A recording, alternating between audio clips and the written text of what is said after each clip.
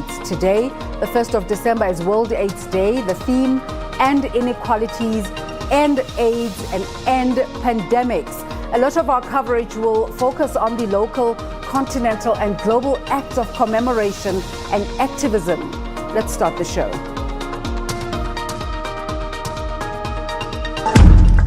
End inequalities, end AIDS, end pandemics, World AIDS Day. And as we start the show, just to look at some numbers that have come in from UNAIDS, are saying that people living with HIV are at the highest risk of contracting HIV/AIDS. Also saying that 53% of all people living with HIV are women and girls. Can you believe it? And a worrying statistic there. More numbers coming in. 680,000 people have died from AIDS-related illnesses in 2020, and that 1.5 million people became newly infected with HIV in 2020. But the UNAIDS reporting that the new infections have been reduced by a whopping 52% since the peak in 1997. Some more numbers: 28.2 million people are accessing antiretroviral therapy as of the 31st of June 2021. So some progress there.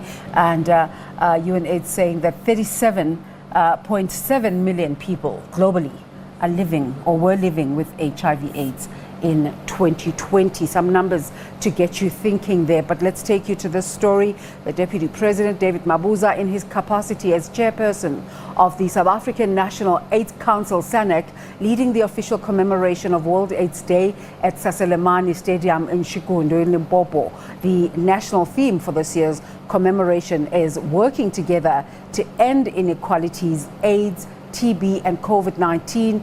Get tested, get vaccinated, adhere to treatment. The theme emphasizes the need for individuals to make the right health choices by undergoing testing for HIV, TB, and sexually transmitted diseases. For more on the story, let's cross live now to our colleague, Lutendo Bobodi. Lutendo, a very good morning to you. Give us a sense of occasion. Well, you said a very bright morning. It's a very hot morning here. We are above 30 degrees Celsius here in Shikondo. This is a beautiful area just on your way to the Kruger National Park, the glorious and iconic Kruger National Park. This year, of course, event is hosted here. As you said, the Deputy President, David Mabuza, he'll be here. We are told that he's already here. He's now with the royal family. From there, he's going to do a door-to-door, as we said earlier, trying to drum up the message of COVID-19 and, of course, HIV/AIDS. We spoke about challenges earlier. In the earlier show, we spoke about challenges that the country in general and Limpopo in particular are facing in terms of trying to fight this HIV/AIDS. Of course, in the midst of COVID-19, it's been a major challenge. It's been an uphill battle, with a lot of people living with HIV not wanting to visit health facilities to get their medication. Earlier, we spoke to the MEC for Health, Dr. Popirama Tuba, who said that the PrEP's medication is gathering cobweb in shelves, in hospitals and clinics, because people are not going there as a measure, of course, to defend themselves against the scourge of COVID-19. So many challenges, a confluence of them. One of the challenges, of course, that we spoke about is undocumented foreign nationals that are not easy to trace. Once they're tested with HIV positive, you've got NPOs that follow them just to try and help government trace them. But they are nowhere to be found. They change addresses, after addresses, because they are running away from justice, they are running away from police, they are running away from the law. But for now, I'm joined here by from SANAC. I'm joined by Rev Zwoitwaho Nevhutalu, who's decked out in a beautiful shirt. Thank you so much. Very good morning to you. We spoke about one of the major challenges, trying to trace foreign nationals that are not documented in South Africa, and the health authorities feel that in not tracing them and finding them is helping spreading the HIV/AIDS. Talk to us about it. Yes, actually this is a challenge that the Department of Health alone is not able to deal with it. Yeah. That is why in SANAC we spoke about the multi-sectoral response. And the theme for this year is working together to end inequalities, HIV, STIs, TB and COVID-19. So it's a call to communities. These foreign nationals that you are talking about who need to access treatment are actually in our communities.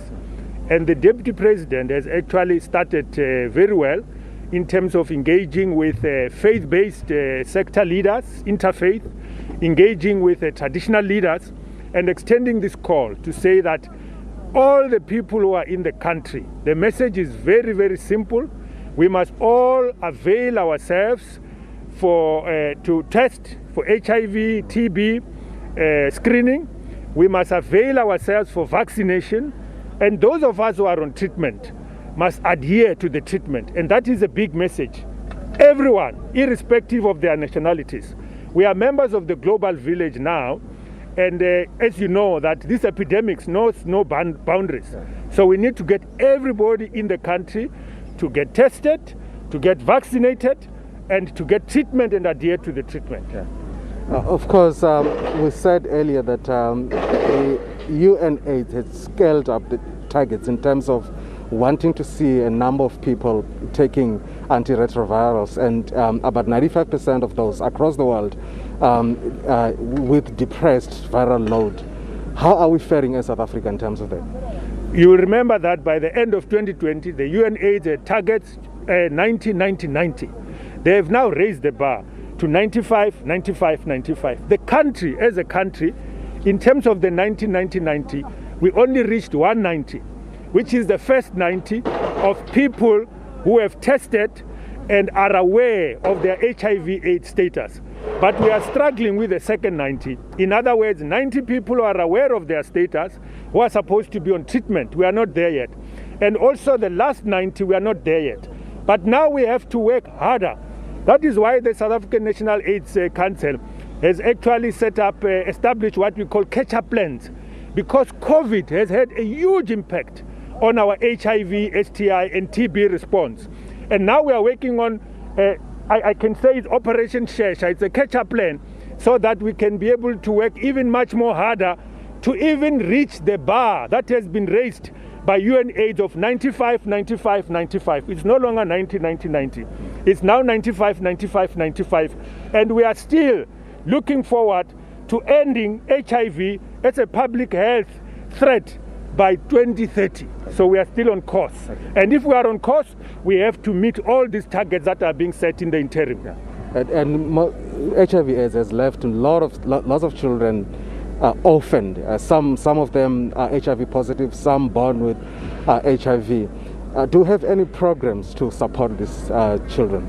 Yes, the programs are there. I spoke to you that it is multi-sectoral response, which means that government departments are also part of SANAC, and 22 of them are actually part of SANAC.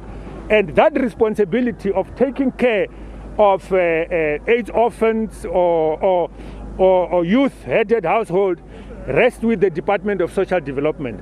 And they do have a very good program. But of course, we know that also the Department of Education, basic education, is very critical, because they need to ensure and follow up and make sure that these kids don't miss up schooling because of the early parenting that they have to do. We also invite the churches as well. As I said, this is working together. So in other words, the churches are also invited to offer support to those children who are taking care of their own siblings, and also traditional leaders are also being invited, because especially in rural communities. Yeah. Thank you so much, Desri. I've not been exercising. It's just hot here. I'm talking about over 30 degrees Celsius right now. Of course, we're still waiting for the Deputy President. He's expected to be here at about 12 o'clock. We hear that it's going to be 2 hours late. He was scheduled to start this program at about 10 o'clock, but because of some delays, as you can see, they've just finished putting up that tent. So there have been some delays, but by 12 o'clock, we're quite confident that this program will be starting. That's right. Rutendo, I don't blame you. I wouldn't survive in those kind of temperatures, but thank you so much for setting the scene for us there. Of course, SABC News will take you through, as you just heard, the Deputy President will only be making his way around the time that our show concludes.